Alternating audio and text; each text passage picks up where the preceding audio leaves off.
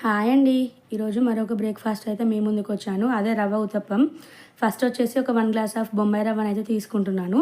తీసుకొని దాన్నైతే ఇలా మంచిగా డ్రై రోస్ట్ అయితే చేసుకోవాలి. ఒక 3-5 మినిట్స్ బొంబాయి రవ్వ అనేది డ్రై రోస్ట్ చేస్తే సరిపోతుంది. ఇలా బొంబాయి రవ్వ డ్రై రోస్ట్ చేసిన తర్వాత స్టవ్ ఆఫ్ చేసుకొని పక్కన పెట్టుకోవాలి. నెక్స్ట్ వచ్చేసి ఒక 3/4 గ్లాస్ ఆఫ్ పెరుగు అయితే తీసుకొని గడ్డలు లేకుండా ఇలా మంచిగా అయ్యేంత వరకు బీట్ చేసుకొని అందులోనే ఒక 1 టేబుల్ స్పూన్ సాల్ట్ అండ్ ఒక 1/2 టేబుల్ స్పూన్ సోడా, వంట సోడా అంటారు కదా, అది కూడా యాడ్ చేస్తున్నాను. చేసుకొని మళ్ళీ ఒకసారి కలుపుకోవాలి. ఆ ఉప్పు అనేది పెరుగులో మంచిగా మెల్ట్ అయిన తర్వాత అందులోకి బొంబాయి రవ్వ మనం వేయించి పెట్టుకున్నాం కదా, దాన్ని వేసుకొని అయితే కలుపుకుంటున్నాను. సో ఈ బొంబాయి రవ్వకి పెరుగు అనేది సరిపోదు, పుల్లటి పెరుగు కాబట్టి కొంచెము వాటర్ అయితే యాడ్ చేస్తున్నాను. పెరుగు కమ్మగా ఉంటే మీకు ఇష్టం అనుకుంటే మొత్తం పెరుగుతో కలుపుకోవచ్చు, లేదంటే కొన్ని వాటర్ కూడా వేసి కలుపుకోవచ్చు. సో నేను ఇక్కడ వాటర్ వేసి మళ్ళీ బ్యాటర్ని అయితే కలుపుకుంటున్నాను. ఇది ఎలా అంటే మనకి దోశ కన్సిస్టెన్సీ బ్యాటర్ ఎలా ఉంటుందో ఆ కన్సిస్టెన్సీ వచ్చేంత వరకు అయితే కలుపుకోవాలి. మీకు విస్కర్తో కలుపుకుంటే ఈజీగా అయిపోతుంది. సో నేను అందుకనే విస్కర్ యూస్ చేస్తాను.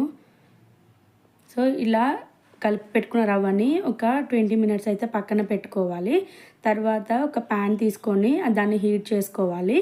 ప్యాన్ హీట్ అయిన తర్వాత మనము కొంచెం లైట్గా ఆయిల్ వేసుకొని మనం ప్రిపేర్ చేసుకున్న దోశ బ్యాటర్ని అయితే కొంచెం మందంగా వేసుకోవాలి. సో ఇలా చూపించే విధంగా కొంచెం పిండిని అయితే వేసుకొని ఊతప్పం కదా, ఊతప్పంలా వేసుకోవాలి. ఇలా వేసుకున్న తర్వాత మనం కట్ చేసి పెట్టుకున్న వెజిటేబుల్స్ అయితే వేసుకోవాలండి. నేను ఇక్కడ ఆనియన్, క్యారెట్, కొంచెం జీలకర్ర వేస్తున్నాను. సో మీకు ఇష్టం అనుకుంటే కొంచెం పచ్చిమిర్చి ముక్కలు అవి కూడా వేసుకోవచ్చు. ఇలా వేసుకున్న తర్వాత మనకి సైడ్స్కి కొంచెం ఆయిల్ అయితే వేసుకొని మూత పెట్టుకొని లో ఫ్లేమ్లో పెట్టుకొని కొంచెం సేపు అయితే మగ్గించుకోవాలి. సో ఇది మగ్గిన తర్వాత మనకి దోశ ఆర్ ఊతప్పం అయితే రివర్స్ తిప్పేసుకోవాలండి. సో చూసారు కదా, కింద రెడ్డిష్ వచ్చింది. మనకి ఇక్కడ ఊతప్పం అయితే రెడీ అయిపోయిందండి. సో మనం ఎప్పుడైనా దోశ పిండి నానబెట్టకపోయినా మర్చిపోయినా కూడా ఇలా ఇన్స్టంట్గా ఊతప్పాలు వేసి పెడితే పిల్లలకైనా పెద్దవాళ్ళకైనా బాగా నచ్చుతాయి. సో మీ సెకండ్ వైపు కూడా ఇక్కడ ఊతప్పం అనేది ఫ్రై అయిపోయింది. దాన్ని కూడా ఫ్లిప్ చేసుకొని ప్లేట్లోకి సర్వ్ చేసుకుంటే మన వేడి వేడి రవ్వ ఊతప్పం అయితే రెడీ.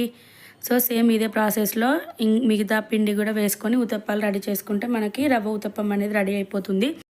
మీరు కూడా ట్రై చేసి మీకు టేస్ట్ ఎలా అనిపించిందో నాకు కామెంట్ బాక్స్లో కామెంట్ చేయండి. And please like, share and subscribe.